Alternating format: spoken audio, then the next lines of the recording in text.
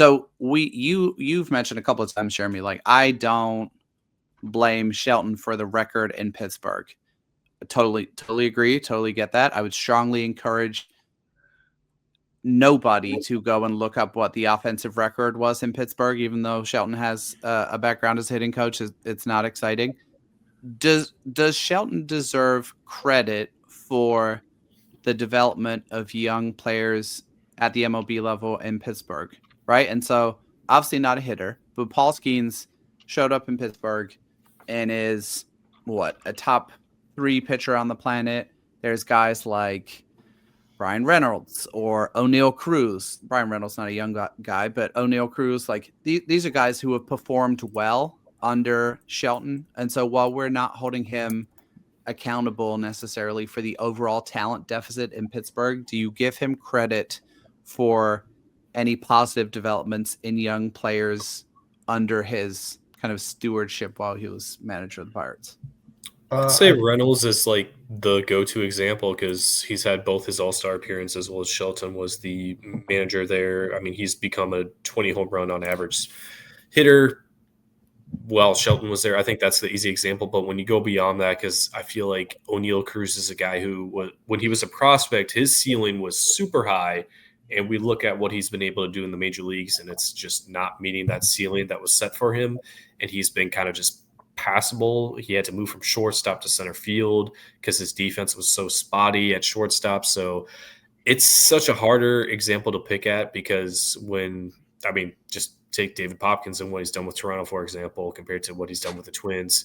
You can do the same thing with Shelton with what he did in his tenure with both Cleveland and Tampa Bay.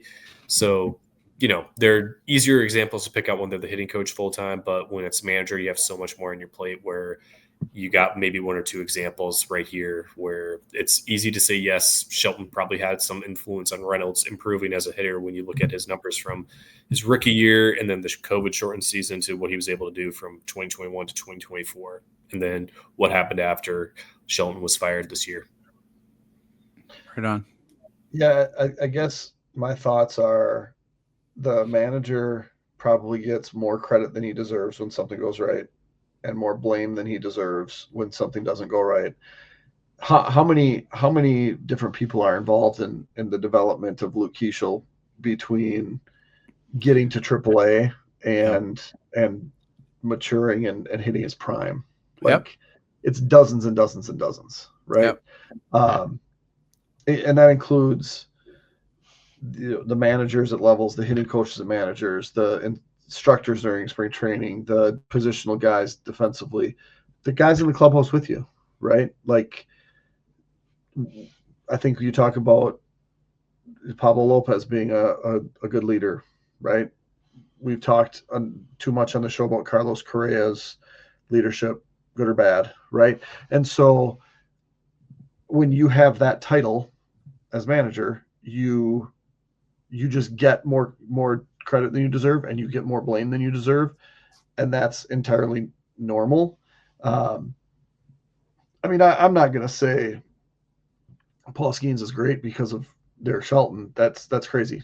Paul Skeens would have been great if he never listened to anybody and just Paul Skeensed, right? And so I think that's kind of the sense of that. What do you think? Yeah, I think I agree with you overall. It's really hard to parse. I do think that a manager plays a hand in a young player coming up and feeling the level of comfort required to perform well at the major league level right from the jump or getting there, right?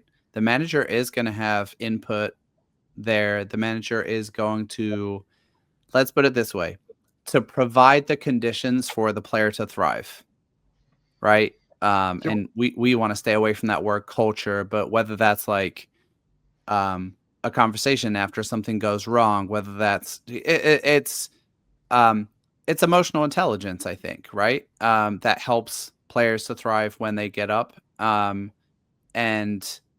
it's a manager's job to be, I think, the leader of the group of guys who is forming that connection with a player who's new to the big leagues. And so I do think managers should get some credit when a young player comes up and thrives, because he's been put in a position to do so, at least partially, by the kind of climate that the manager has set in the Major League clubhouse.